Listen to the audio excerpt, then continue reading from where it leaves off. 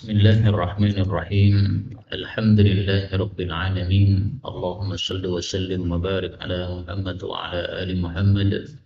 اللهم انفعنا بما علمتنا وعلمنا ما ينفعنا وزدنا علما وبارك لنا في علمنا وارزقنا الإخلاص في القول والعمل كاملا وعلما نافعا لا يحصى وتوفيقا دائما وصحة ويقينا وعافية.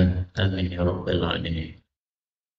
Alhamdulillah, ya ikhwani billah rahimakumullah. Kita lanjutkan pengajian kita Fadhailul Quran karya Imam Al-Bukhari rahimahullah taala. Dan kita sudah bahas pada pertemuan yang lalu tentang bagaimana penulisan mushaf Al-Quran yang dilakukan oleh sahabat radhiyallahu anhum dengan sebab adanya banyak para sahabat-sahabat Nabi yang mati dalam perang, sehingga dikhawatirkan bahwa Quran akan lenyap dari atas muka bumi karena belum ada mushaf Al-Quran. Adanya adalah Quran-Quran yang berjalan, yaitu yang dihafal oleh para sahabat-sahabat Nabi Sallallahu Alaihi Wasallam. Sekarang kita lanjutkan hadis yang ke 4987.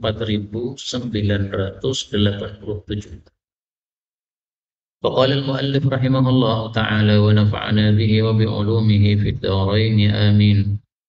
حدثنا موسى قال حدثنا إبراهيم قال حدثنا ابن شهاب الزهري أن أنس بن مالك رضي الله عنه حدثه أن حذيفة بن اليماني bahwasanya Hudzaifah bin Yaman, dia adalah pemegang rahasia Rasulullah sallallahu alaihi wasallam. Disebut pemegang rahasia Nabi karena beliaulah yang dibisiki oleh Nabi siapa-siapa nama-nama orang-orang munafik di masa itu. Qadima Hudzaifah datang ala Uthman, kepada Uthman. Maksudnya pada waktu Uthman bin Affan menjadi khalifah. Kalau Uthman ini julukannya adalah Dzun Nurain, yang memiliki dua sinar karena dia memiliki dua putri Nabi sebagai istri beliau. Wakana, dan adalah dia yughazi perang ahla Syam, melawan orang-orang Syam. Orang-orang Syam waktu itu adalah orang-orang kafir, orang-orang Romawi. Fi fathi Armenia, adalah penaklukan kota Armenia. Wa Azerbaijan, juga penaklukan kota Azerbaijan. Ma'ahil Irak, bersama orang-orang Irak.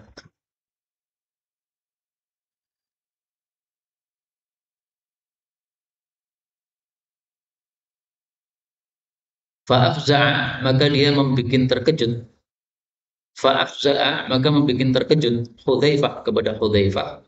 Ikhtilafuhum, perselisihan mereka fil qiraah, dalam masalah bacaan Quran. Jadi bacaan Qurannya kok beda-beda.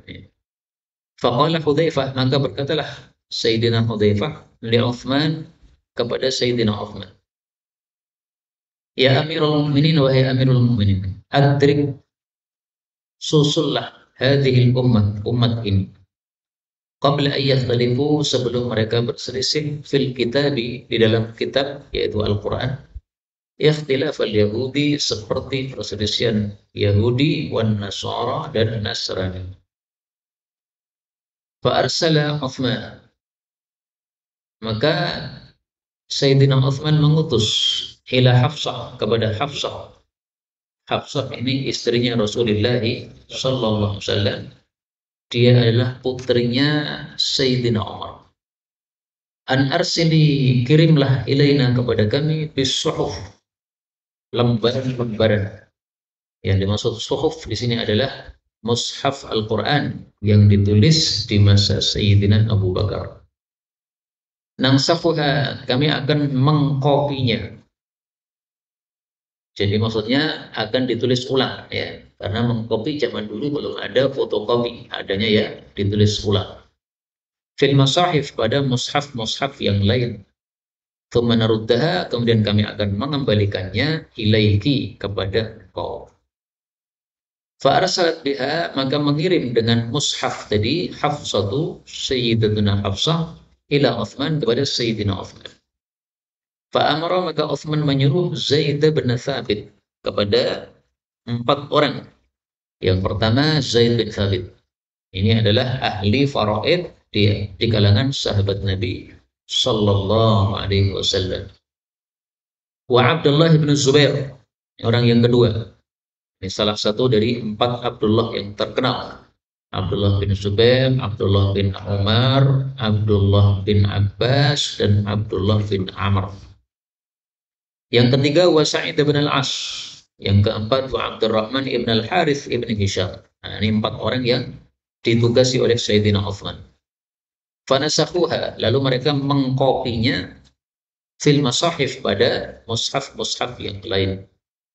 Wa qala Uthman, dan berkata Sayyidina Uthman, lirrahti, kepada kelompok al-Quraisyiyin yang bernasab Quraisy, ats-tsalatsah, yang 3 orang. Nah, 3 orang ini siapa saja? 1 Zaid bin Thabit, 2 Abdullah bin Zubair, 3 Sa'id bin As. Nah, ini 3-tiganya adalah orang-orang Quraisy. Berarti 1 yang bukan orang Quraisy, yaitu Abdurrahman bin Harith bin Hisham. Apa kata Sayyidina Uthman? Idza ikhtalaftum, apabila kalian berselisih, antum wa Zaid bin Thabit, kalian dengan Zaid bin Thabit, fi syai'in minal Qur'an, dari sesuatu dari Al-Qur'an, faktubuhu, maka tulislah Al-Qur'an bilisan Quraisy, dengan bahasanya orang Quraisy. Kenapa? Fa innama, karena sesungguhnya tiada lain, nazala, Quran turun bilisanihim, dengan bahasa mereka. Fafa'alu, maka mereka melakukan, hatta sehingga idza nasakhu, apabila mereka sudah mengkopi as-suhufa, lembaran-lembaran tadi, fil masahif, pada mushaf-mushaf yang lain, radda Uthman, mengembalikanlah Sayyidina Uthman as-suhufa, lembaran-lembaran tadi, ila Hafsah, kepada Siti Hafsah. Wa arsala, dan Sayyidina Uthman mengirim, ila kulli ufuqin, kepada setiap penjuru. Maksudnya setiap penjuru ini adalah ke negara-negara besar, ya. Ke Kufa, ke Basra, ke Syam, itu dikirim satu-satu. Di mushafin, satu mushaf, mimma nasahu, dari apa yang mereka copy tadi.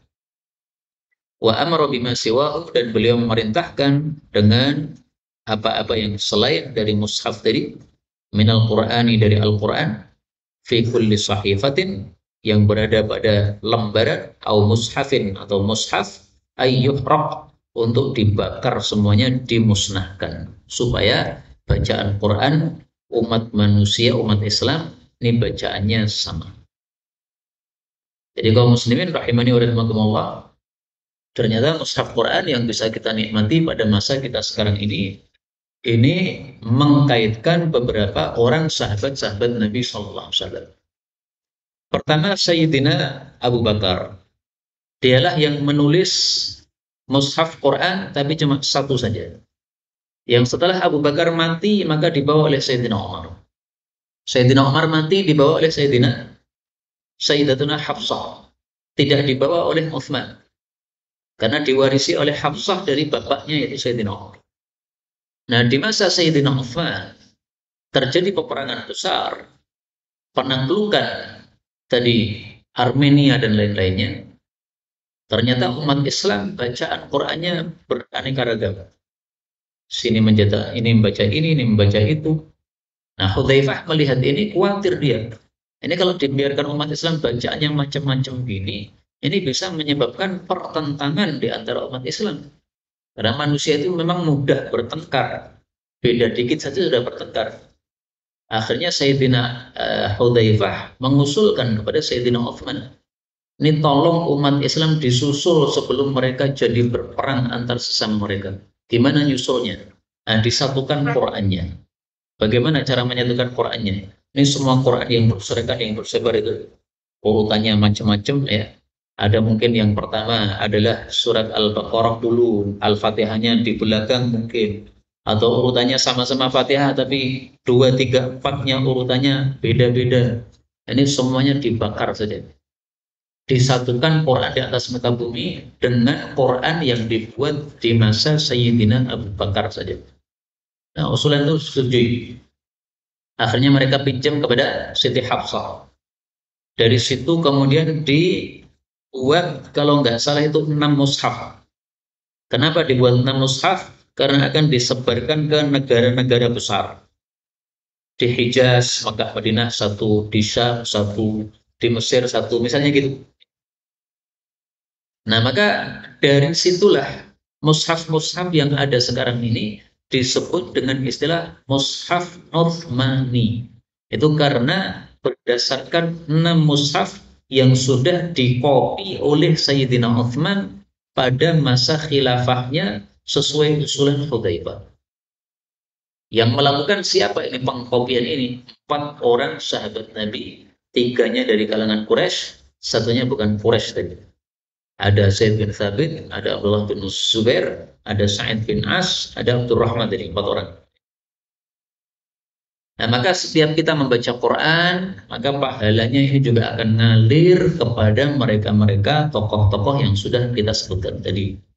Mengalir kepada Sayyidina Abu Bakar karena dialah yang pertama membuat mushaf Quran. Sebelumnya Quran masih berserakan, di mana-mana tidak terkumpul 30 juz seperti itu. Kemudian Sayyidina Umar yang ikut andil dalam usulan tersebut. Dialah yang pertama kali mengusulkan malam. Kemudian Sayyidina Zaid bin Thabit, kemudian Sayyidina Hudzaifah, kemudian Sayyidina Utsman, kemudian tadi 4 orang penulis atau pengkopi mushaf Quran. Ini pahala pasti mengalir kepada mereka semua. Karena munculnya mushaf Quran ini berdasarkan dari usulan atau sikap dari tokoh-tokoh yang sudah kita sebutkan tadi. Kemudian dari sini juga kita ambil pelajaran bahwa cara memusnahkan Quran supaya tidak meremehkan mushaf Quran itu caranya adalah dengan cara dibakar. Jadi kalau kita punya Quran yang sudah tidak terpakai karena Qurannya kertasnya sudah rusak, ini jangan dibuang ke sampah. Karena kalau dibuang ke sampah itu nanti campur sama softtek, sama najis, sama telek pitik. Ini tidak sopan sama Quran. Maka boleh, caranya adalah dengan kita bakar. Kalau dalam mazhab Syafi'i yang saya tahu, sebagian ulama mazhab Syafi'i mengatakan cara memusnahkan Quran itu pertama bukan dibakar, tapi kita cari ke tempat yang tinggi, di gunung atau di mana. Di tempat yang kira-kira tidak ada kaki menginjak di situ. Nah, kita dongkeri di situ, kemudian setelah itu kita pendam Qurannya di situ. Nah, maka ini memuliakan. Sebagaimana tubuh manusia dimuliakan oleh Allah dengan cara dikuburkan.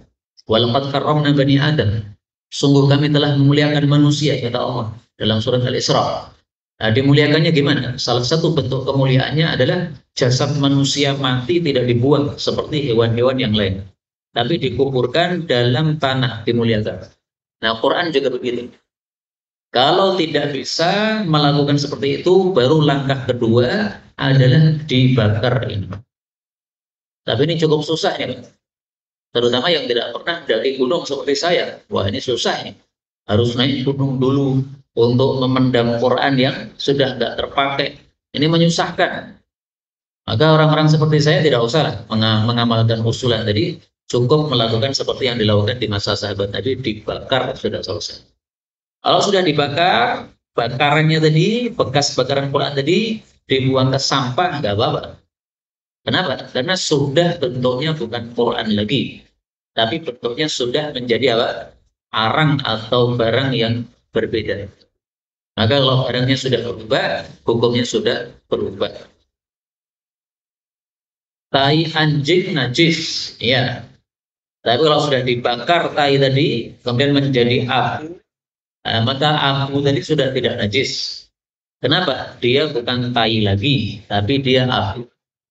Orang kalau ditanya ini apa, dia mengatakan abu. Nah, berarti bukan tai, berarti nggak najis. Nah, demikian juga di sini.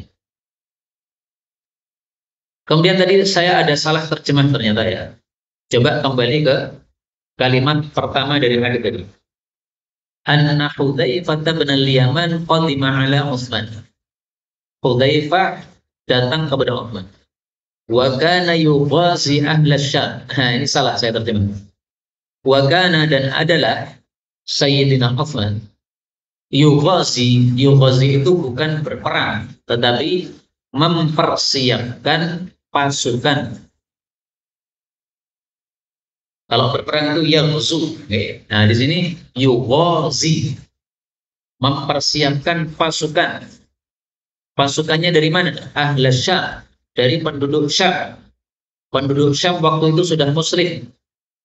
Kalau saya tadi mengatakan penduduk Syam itu adalah orang-orang Romawi kafir, itu di masa Nabi Muhammad Sallallahu Alaihi Wasallam. Saya rancut. Ya. Ini kan cerita di masa Sayyidina Utsman. Ini penduduk Syam sudah ditaklukkan, sudah menjadi orang-orang Muslim. Bukankah Sayyidina Umar itu yang menaklukkan Syam? Ya. Di masa Abu Bakar mereka masih kafir.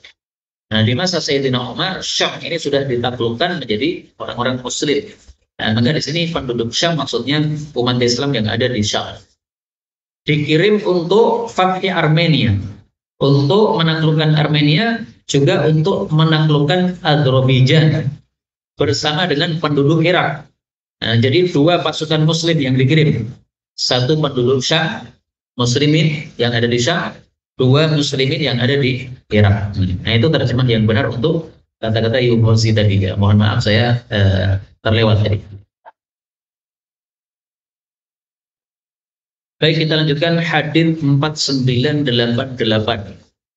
Wa bihi ilaihi qala ibnu Syihab wa akhbarani Kharijah bin Zaid bin Thabit annahu sami'a Zaid bin Thabit radhiyallahu anhu qala faqadtu, aku kehilangan ayatan, satu ayat minal ahzabi, dari surat al-ahzab, hina, ketika nasakhna, kami mengkopi al-mushaf, mushaf Al-Quran.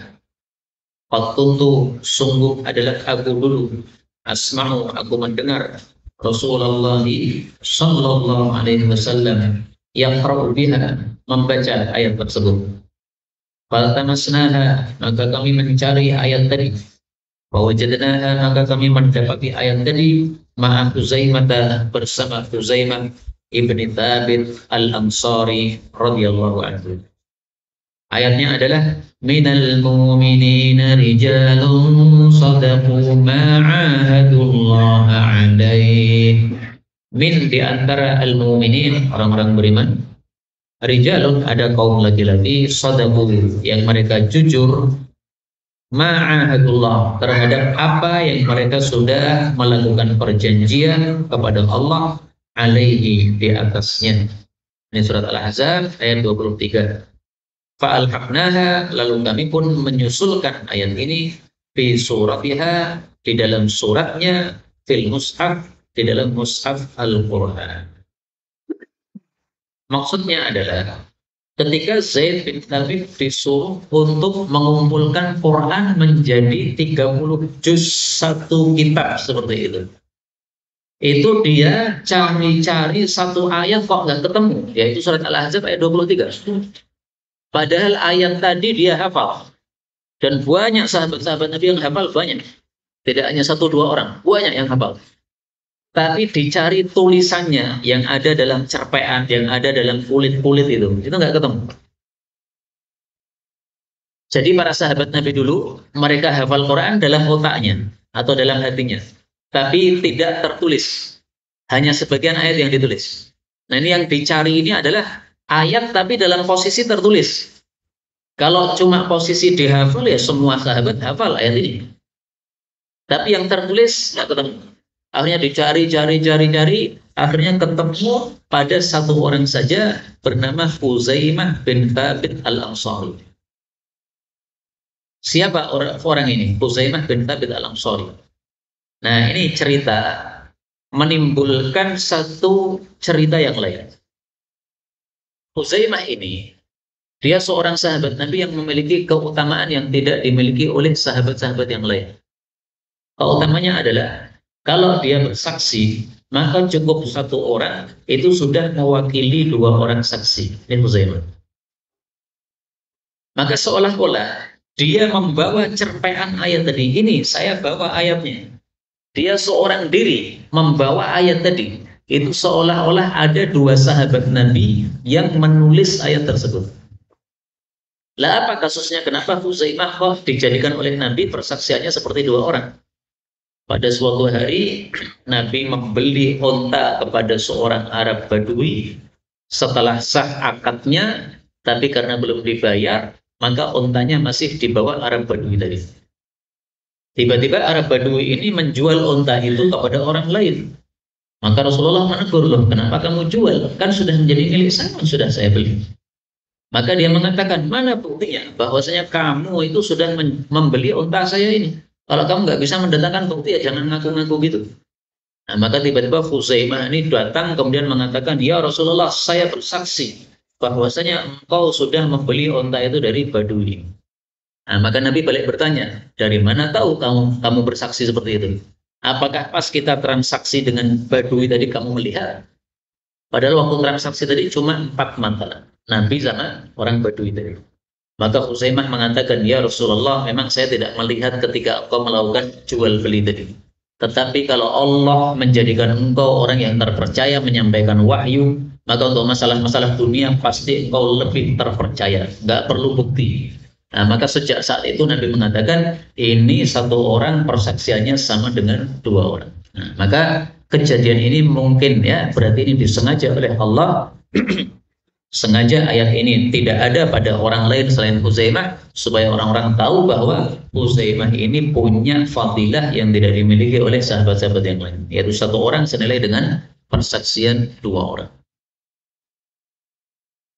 Kemudian dari sini kita ketahui juga bahwa ayat-ayat Quran itu sudah ada tempatnya masing-masing. Ini tempatnya di surat Baqarah, ini tempatnya di surat Ali Imran, ini tempatnya di surat An-Nisa. Ini sudah ada tempatnya masing-masing. Yang menempatkan adalah Nabi SAW, bukan para sahabat.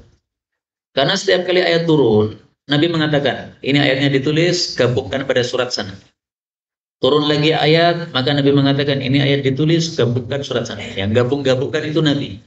Makanya di sini disebutkan fa'alhaqnaha, kami gabungkan ayat tadi fi suratiha, di dalam suratnya. Berarti ayat itu termasuk surat Al-Ahzab. Siapa yang memasukkan ayat itu dalam surat Al-Ahzab? Rasulullah SAW. Adapun urutannya, surat pertama Fatihah, 2 Baqarah, 3 Ali Imran, 4 An-Nisa, 5 Maidah, terakhir An-Nas, 114 surat ini. Nah, di sini terjadi perselisihan pendapat di antara para ulama. Apakah ini urutan dari Nabi atau urutan dari para sahabat? Pendapat yang lebih kuat insya Allah bahwa urutan surat itu bukan dari Nabi, tapi dari para sahabat. Tapi kalau urutan ayat, maka tidak ada pendapat sahabat. Mereka hanya mengikuti apa yang diperintahkan Nabi. Karena Nabi mengatakan ini susulkan di sana, ini gabungkan pada sana. Wallahu a'lam bishawab. Sampai di sini sudah selesailah pembahasan kita untuk bab ini, yaitu bab tentang pengumpulan Al-Quran di masa sahabat Nabi Sallallahu Alaihi Wasallam.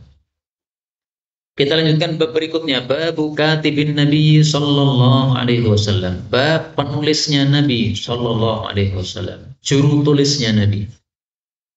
Juru tulisnya Nabi yang paling terkenal adalah Zaid bin Thabit, tapi tidak hanya satu orang juru tulisnya Nabi. Muawiyah radhiyallahu anhu termasuk juru tulisnya Nabi Muhammad sallallahu alaihi wasallam. Karena itu Ustaz Mudzakkir dulu ketika menyampaikan ceramah di Masjid Istiqlal tahun 2013 yang menyebabkan ramenya tuduhan Syiah kepada beliau lagi dulu itu.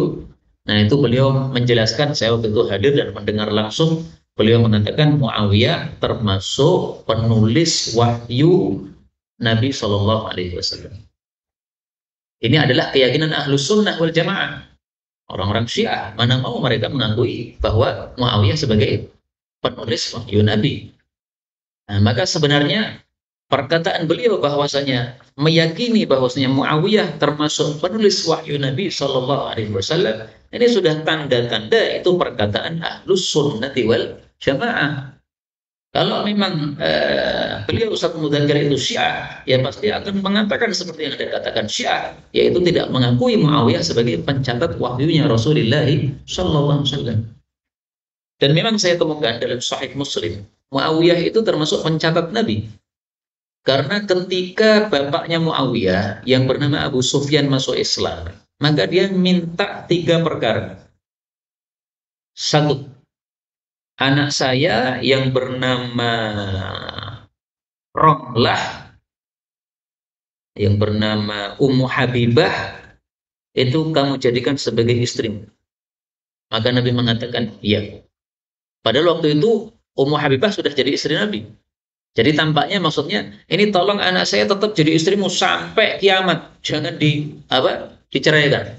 Maka Nabi mengatakan, iya. Kemudian Abu Sufyan minta lagi, tolong Muawiyah anak saya, taj'aluhu katiban baina yadayhi. Anda jadikan sebagai pencatat di hadapan engkau, penulis di hadapan engkau. Nah, memang di sini hadisnya nggak jelas ya. Penulis itu penulis apa? Nah, tapi penjelasan Ustaz Mudzakkir hafizahullah, beliau Muawiyah adalah termasuk pencatat wahyu Nabi Muhammad sallallahu alaihi wasallam. Jadi kalau turun ayat, maka Nabi panggil orang-orang tertentu. Sini fulan, termasuk Muawiyah nih. Sini Muawiyah. Ini tulis ayatnya. Nah, kamu gabungkan pada surat sana. Zaid bin Sabit juga begitu, kamu sini, tulis ayatnya ini, gabungkan pada surat sana. Tapi memang lafalnya tidak jelas, ini hanya mengatakan katiban, ya, engkau jadikan sebagai pencatat, penulis. Bisa juga penulis itu penulis surat, surat-surat untuk raja-raja, bisa juga penulis maksudnya penulis wahyu, wallahu a'lam bishawab. Maka Nabi mengatakan, "Na'am, baik." Ya. Kemudian permintaan ketiga, kata Abu Sufyan, sebagaimana dulu saya memimpin peperangan melawan umat Islam, tolong saya dijadikan pemimpin dalam peperangan melawan orang-orang kafir untuk menghapus dosa-dosa saya yang dulu. Maka Rasulullah mengatakan, baik, silakan. Nah, inilah perkataan Nabi atau dialog Nabi bersama mertua beliau, yaitu Abu Sufyan, yang dia merupakan bapaknya Muawiyah radhiyallahu anhu. Nah, kembali ke sini, salah satu penulis wahyu adalah Muawiyah dan juga Zaid bin Thabit. Hadis 4989. Wa bihi ilaihi qala hadatsana Yahya bin Bukair qala hadatsana Laitsu an Yunus an Ibn Shihab anna ibn as-Sabbaqi qala inna Zaid bin Thabit, sesungguhnya Zaid bin Thabit, qala, dia mengatakan, arsala ilayya, telah mengutus kepada saya Abu Bakr radhiyallahu anhu, qala, innaka, sesungguhnya engkau wahai Zaid, kunta adalah engkau taktubul wahya, mencatat wahyu. Nah, kalian kan jelas ya, mencatat wahyu, jelas. Kalau yang Muawiyah tadi nggak jelas, hanya pencatat saja. Li Rasulillah, untuk Rasulullah sallallahu alaihi wasallam. Fattabi'il Qur'an, maka ikutilah Al-Qur'an. Maksudnya carilah ayat-ayat Quran yang berserakan tadi, karena belum terkumpul menjadi satu kitab. Fatatabba'tu, maka saya pun mencari-cari Al-Qur'an. Hatta wajadtu, sehingga saya mendapati akhir surat Taubah, di akhir surat Taubah, ayat ini ada 2 ayat, ma'a Abi Huzaimah Al-Ansari, bersama Abu Huzaimah Al-Ansari. Lam ajidhuma, saya tidak mendapati keduanya, ma'a ahdin, bersama seorang pun, ghairihi, selain Abu Huzaimah Al-Ansari. Ayat tersebut adalah laqad ja'akum rasulun min anfusikum, sungguh-sungguh telah datang kepada kalian seorang utusan yang agung dari diri-diri kalian sendiri, maksudnya dari orang Arab. Azizun alaihi, berat bagi Rasul, ma'anittum, sesuatu yang menyusahkan kalian. Jadi Nabi itu berat kalau melihat umatnya kesusahan, nggak mau umatnya kesusahan. Ila akhiri, sampai pada akhir ayat itu, yaitu surat At-Taubah ayat 128. Ayat ini menunjukkan bahwa dalam pengumpulan mushaf Quran, Zaid bin Thabit juga mengalami kehilangan ayat yang lain selain surat Al-Ahzab yang sudah kita baca tadi. Yaitu apa? 2 ayat dari surat At-Taubah. Paling akhir, laqad ja'akum rasulun, dan seterusnya, 2 ayat. Siapa yang menulis ayat ini, 2 ayat ini? Ternyata yang menulis hanya satu orang sahabat Nabi, yaitu Abu Huzaimah Al-Ansari. Yang lain-lain sudah hilang tulisannya. Ya dulu ketika turun ayat tadi pasti banyak yang nulis ya. Tapi terus setelah itu catatannya hilang. Ya biasa kan? Kalau orang nulis dalam kertas itu mudah hilang. Tapi kalau nulis dalam kitab, nah apalagi kitabnya tebal, itu susah hilang. Nah, zaman dulu karena belum dibentuk menjadi kitab, hanya di kertas saja, akhirnya hilang. Tapi satu orang sahabat Nabi inilah yang membawa cerpean tulisan ayat tadi, yaitu Abu Huzaimah al-Ansari. Ini dohirnya dua orang yang berbeda. Kalau yang tadi surat Al-Ahzab, siapa namanya? Huzaimah bin Thabit al-Ansari. Kalau ini yang surat At-Taubah, ini adalah Abu Huzaimah. Ya, Huzaimah dengan Abu Huzaimah itu adalah apa? Dua nama yang berbeda. Sama dengan Zaidan sama Abu Zaidan, ya berbeda. Abu Zaidan bapaknya, Zaidan anaknya. Nah, apakah ini bapak anak? Wallahu a'lam. Ini perlu dicek lagi ya. Saya belum memperhatikan di sini apakah ini adalah dua orang yang berbeda atau ini adalah bapak dan anak ataukah ini satu orang yang sama. Karena bisa saja orang itu namanya Huzaimah tapi dia punya anak namanya Huzaimah. Jadi dia dipanggil Huzaimah juga dipanggil Abu Huzaimah. Saya misalnya Abu Zaidan, tapi nama saya sendiri Zaidan. Bisa seperti itu dalam bahasa Arab, sering kali. Jadi orang Arab itu sangat sering mereka itu ngasih nama anaknya sama dengan bapaknya. Sehingga misalnya ya Zaidan bin Abi Zaidan bin Zaidan. Ini semua pakai. Karena bapaknya dengan anaknya namanya sama. Jadi kakek sama cucu namanya sama. Muhammad kayak seperti itu. Itu sering terjadi dalam bahasa Arab. Dan dari sini juga kita ketahui bahwa nama Huzaimah itu untuk orang Arab adalah nama untuk laki-laki. Kalau di Jawa Huzaimah itu untuk apa? Perempuan. Ibu Huzaimah, Bu Imah. Ibu saya sendiri kan Ibu Huzaimah, ya, hafizullah. Nah, tapi kalau orang Arab Huzaimah itu adalah laki-laki. Ya, nggak ada masalah. Seperti misalnya Salamah. Salamah itu untuk orang Arab laki-laki. Salamah bin Aqwa itu laki-laki. Jadi pokoknya kalau bin itu kan laki-laki, kalau binti itu baru perempuan. Nah, Salamah bin Aqwa. Ini tampaknya perlu kita kumpulkan ya. Nama-nama laki-laki di kalangan orang-orang Arab, tapi jadi perempuan di kalangan orang Indonesia. Kemudian pada ayat ini, surat At-Taubah ayat 128, ada kata-kata min anfusikum, dari diri-diri kalian sendiri, yaitu dari kalangan orang Arab. Ini ada yang membaca dengan bacaan yang lain. Min anfasikum. Berarti perbedaannya di mana? Huruf fa, fa-nya di fathah. Bacaan Quran ada dua macam. Ada yang mutawatirah, ada yang syadz. Kalau bacaannya itu mutawatir, berarti sumber riwayatnya itu banyak sekali. Maka boleh dijadikan sebagai bacaan Quran. Kalau bacaan yang syadz, itu sumber riwayatnya tidak begitu banyak, sehingga tidak bisa dijadikan sebagai bacaan yang kita baca. Nah, bacaan min anfasikum ini termasuk bacaan yang syadz. Sehingga tidak boleh kita membaca ayat ini laqad ja'akum rasulun min anfasikum. Terus kalau tidak boleh untuk dibaca, apa fungsinya? Kita mengetahui qiraah yang syadzah. Para ulama mengatakan semua qiraah yang syadz seperti itu, meskipun untuk bacaan Quran tidak boleh, tetapi secara makna pasti benar. Apa artinya min anfasikum? Telah datang kepada kalian seorang rasul dari anfasikum, orang yang paling istimewa di antara kalian. Ini kan benar. Rasulullah memang adalah orang yang paling istimewa. Maka mempelajari ilmu qiraat ini juga menambah pengetahuan kita dalam bab tafsir Quran. Karena itu menurut saya wallahu a'lam, majelis tafsir Quran tidak disertai padanya ilmu qiraat ini kurang sempurna. Paling bagusnya majelis tafsir Quran, penafsiran Quran itu juga ditambahkan padanya apa? Ilmu qiraat Quran.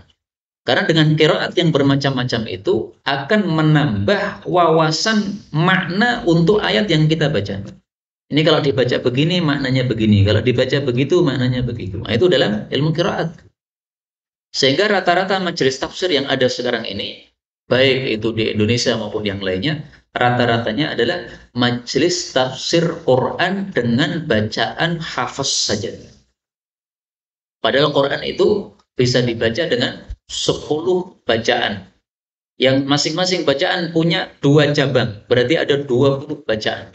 Nah, majelis tafsir yang ada rata-ratanya adalah hanya 1/20 dari Quran yang kita pelajari ini. Ya, ini adalah untuk kedepannya insyaallah taala supaya kita semakin bertambah ilmu kita dalam memahami ayat-ayat Quran. Perlu adanya ilmu qiraat Al-Quran. Kita lanjutkan 4990. وبه إليه قال حدثنا عبيد الله بن موسى عن إسرائيل عن أبي إسحاق عن البراء رضي الله عنه قال لما نزلت tatkala turun ayat la yastawil qa'iduna minal mu'minina wal mujahiduna fi sabilillah, tidaklah sama orang-orang yang duduk maksudnya tidak berjihad, dari kalangan orang-orang beriman dengan orang-orang yang berjihad fi sabilillah. Di surat An-Nisa ayat 95. Qala an-nabiyyu sallallahu alaihi wasallam. Nabi bersabda, "Ud'u li Zaidan." Panggillah untuk saya Zaid. Maksudnya Zaid bin Thabit. Wal yaji, dan hendaklah dia datang bil dengan law itu apa? Papan. Wad dawati, dan pena apa? Tinta. Wal katifi, dan tulang. Au qala, atau Nabi mengatakan al katifi wad dawati. Tulang dan tinta. Tsumma qala, kemudian Nabi bersabda, uktub, tulislah ayat ini. La yastawil qa'idun, sampai seterusnya tadi. Wa khalfa dhahrin Nabi, dan di belakang punggung Nabi sallallahu alaihi wasallam ada Amr bin Ummi Maktum. Amr bin Ummi Maktum al-a'ma, yang dia orang buta. Ini muadzinnya Rasulullah sallallahu alaihi wasallam, yang biasanya disebut Abdullah bin Ummi Maktum. Jadi memang namanya diperselisihkan. Ada yang mengatakan Abdullah, itu yang terkenal. Ada yang mengatakan siapa? Amr bin Ummi Maktum. Ini satu orang yang sama ya, Abdullah atau Amr. Qala, dia mengatakan, ya Rasulullah, wahai Rasulullah, fama ta'muruni? Apa yang engkau perintah kepada saya? Fa inni rajulun, karena saya ini seorang laki-laki, dharirul basar, yang buta mata saya. Ya namanya buta nggak bisa perang, gimana mau perang? Buta nggak bisa melihat. Fanazalat, maka turunlah makanaha, di tempat ayat tadi. La yastawil qa'iduna minal mu'minina ghairu ulil dharari wal mujahiduna fi sabilillah. Berarti ada tambahan apa? Ghairu ulil dharar. Ghairu, selain ulil dharar, orang-orang yang memiliki kemadharatan. Maksudnya buta dan sejenisnya tadi. Jadi Allah mengatakan orang yang duduk di rumah tidak mau jihad tidak sama dengan orang-orang yang berjihad, kecuali kalau duduknya karena suatu kemadharatan, karena buta, karena lumpuh, karena stroke, karena sakit, karena merawat ibunya yang sakit. Nah, kalau ada niatan untuk jihad tapi tidak bisa berangkat karena udzur, maka dia tetap setingkat dengan mujahid fi sabilillah. Sebagaimana dalam hadis yang lain Rasulullah mengatakan, kita berangkat berperang, kita melewati lembah, kita melewati gunung, itu ada orang-orang yang tidak bersama kita, dia tetap berada di Madinah, tapi mereka mendapatkan pahala seperti pahala kita. Kenapa? Kata Nabi, habasahumul udhr, karena mereka tertahan oleh udzur. Dalam hatinya sudah ada niatan. Nah, sekarang kita di Indonesia tidak ada perang jihad, ini berlaku untuk amal-amal yang lain. Pengajian seperti ini, biasanya ikut pengajian, tapi karena ada udzur, anaknya sakit, akhirnya tidak bisa ikut pengajian misalnya, karena anaknya perlu digendongi terus. Nah, ini mendapatkan pahala pengajian. Karena apa? Ulid dharar, dia memiliki madharat, yaitu memiliki udzur yang menyebabkan tidak bisa hadir dalam pengajian. Tapi ini harus ada niatan. Kalau tidak ada niatan, apalagi mengatakan alhamdulillah, aku ramangkat. Nah, begini saya kira nggak ada pahalanya. Termasuk yang pernah ditanyakan itu, seorang wanita gara-gara haid tidak sholat. Apakah dia mendapatkan pahala sholat? Karena biasanya sholat. Maka jawaban yang pernah saya dengar adalah, kalau wanita tadi tidak sholat karena haid, dan biasanya sholat, dan dia ketika tidak sholat tadi, dia tidak bersuka cita, tidak mengatakan alhamdulillah haid sehingga nggak usah sholat, maka dia mendapatkan pahala. Tapi kalau dia malah senang, alhamdulillah haid, mudah-mudahan haidnya 1 bulan penuh supaya nggak sholat 1 bulan penuh. Nah, orang kayak gini nggak dapat pahala kayak gini.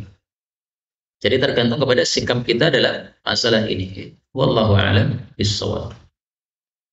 Ya ikhwani fillah, dari ayat ini, dari hadis ini kita ambil beberapa faedah. Faedah yang pertama, bahwasanya hadis ini menunjukkan fadilah Zaid bin Thabit karena setelah turun surat An-Nisa ayat 95 tentang jihad ini, yang dipanggil Nabi adalah Zaid bin Thabit, padahal pencatat wahyu Nabi ada beberapa orang termasuk Muawiyah tadi, tapi yang dipanggil bukan Muawiyah, yang dipanggil adalah Zaid bin Thabit. Yang kedua, hadis ini menunjukkan penulisan ilmu. Jadi ilmu itu harus ditulis. Karena ilmu itu kalau tidak ditulis bisa lenyap. Rasul Shallallahu Alaihi Wasallam bersabda, "Qayyidul ilma bil kitab." Ikatlah ilmu dengan cara ditulis. Sebagian ulama ada yang mengatakan ini bukan sabda Nabi, tapi perkataan Sayyidina Umar. Ya, mau perkataan Sayyidina Umar, mau sabda Nabi, pokoknya kita disuruh untuk menulis. Bahkan wahyu pertama kali turun itu bicara tentang apa? Menulis, qalam. Alladzi 'allama bil qalam. Maka termasuk perkara penting dalam agama adalah banyak membaca, karena wahyu pertama kali adalah Iqra, bacalah. Yang kedua, menulis apa yang kita baca. Kita baca, ada ilmu kan, nah, ditulis, dicatat. Karena ilmu kalau hanya kita masukkan dalam otak, tidak dicatat, nanti lama-lama akan hilang.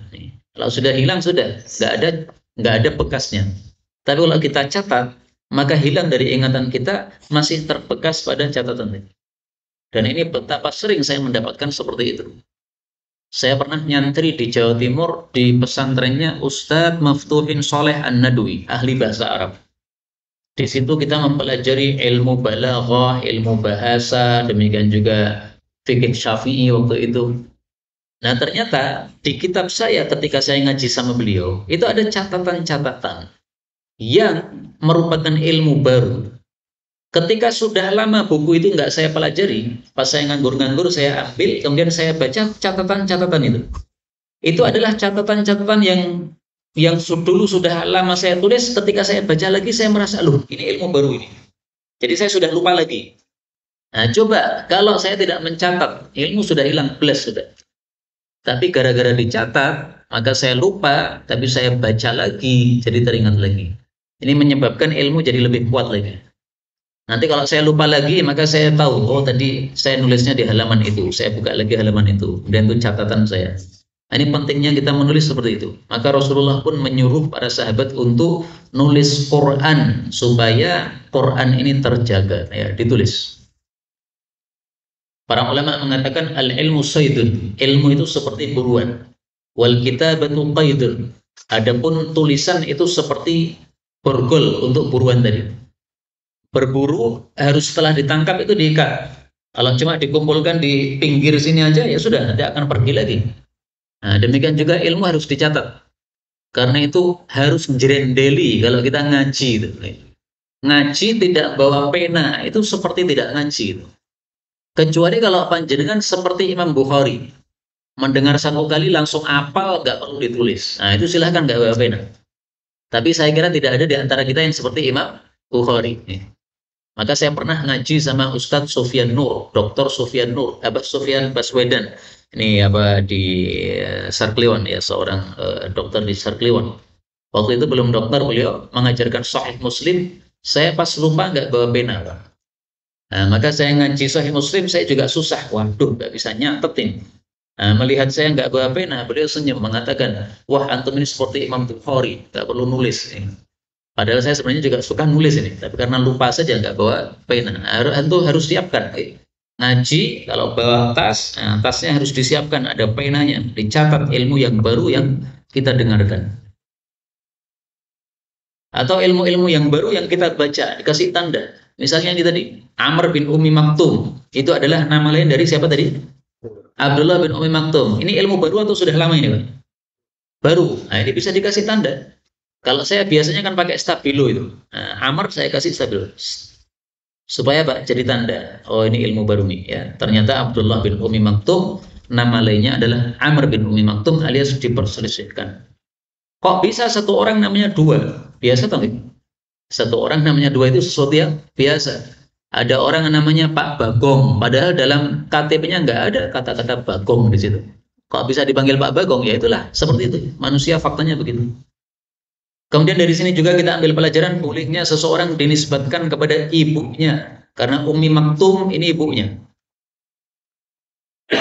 Apabila dia sudah terkenal dengan nama tersebut. Nasab orang itu aslinya dikembalikan kepada bapaknya. Tapi kalau dia lebih terkenal dinasabkan kepada ibunya, nggak apa-apa. Apakah ada seperti itu? Banyak sekali. Abdullah bin Ummi Maktum, Ibnu Taimiyah. Taimiyah itu seorang wanita yang solehah dahsyat. Saking dahsyatnya kesolehannya terkenal. Taimiyah, Taimiyah, Taimiyah. Akhirnya anak turunnya itu semuanya dinisbatkan kepada Ibnu Taimiyah. Ibnu Taimiyah. Itu gara-gara kesolehannya yang dahsyat itu. Maka bapak-bapaknya namanya kalah. Kalah dengan apa? Kesolehan neneknya yang di atas itu. Isa bin Maryam. Karena memang tidak punya bapak kalau itu. Kalau ini kan sebenarnya punya bapak ini, Abdullah bin Ummi Maktum ini. Jadi bukan anak zina, bukan ya. Tapi ini dia punya bapak, tapi dia lebih terkenal dengan ibunya. Gak ada masalah. Demikian juga menunjukkan bahwa kadang-kadang satu ayat Quran itu tidak turun bersamaan. Kasusnya seperti ini tadi, kata-kata ghairu ulid darar, ini tiga kata yang turunnya belakangan. Awalnya satu ayat tadi tidak ada kata-kata ghairu ulid darar. Tapi begitu Abdullah bin Ummi Maktum atau Amr bin Ummi Maktum mengusulkan atau bertanya, terus saya harus apa ini? Saya buta, nggak bisa perang. Maka Allah baru turunkan dari langit nih, tambahi tiga kata, masukkan di situ di tengah-tengahnya. Nah, kadang-kadang seperti ini. Dan jangan orang mengira bahwa ini berarti Allah ilmunya tidak sempurna. Enggak. Justru ini kehendak Allah Subhanahu wa taala, Allah menyengaja untuk dilakukan hal tersebut supaya orang tahu bahwa Islam ini adalah agama yang sempurna. Jadi tidak kaku, harus gini, nggak bisa gitu, nggak. Ini ada orang punya masalah gini gimana? Oh ya, kasih solusi. Nah, sifatnya Islam adalah lentur seperti itu, tidak kaku total, haram mutlak, nggak begitu. Bangkai haram, baik, bangkai haram. Bagaimana kalau terpaksa? Nggak ada makanan selain bangkai, ya silahkan dimakan. Nah, ini lenturnya Islam kayak begini. Inilah yang dapat kita pelajari pada pertemuan kali ini. Benarnya dari Allah Ta'ala. Kalaupun ada salahnya, astagfirullahaladzim li wa lakum. InsyaAllah berikutnya hadis 4991 bab yang baru. Ada pembahasan, dipersilakan.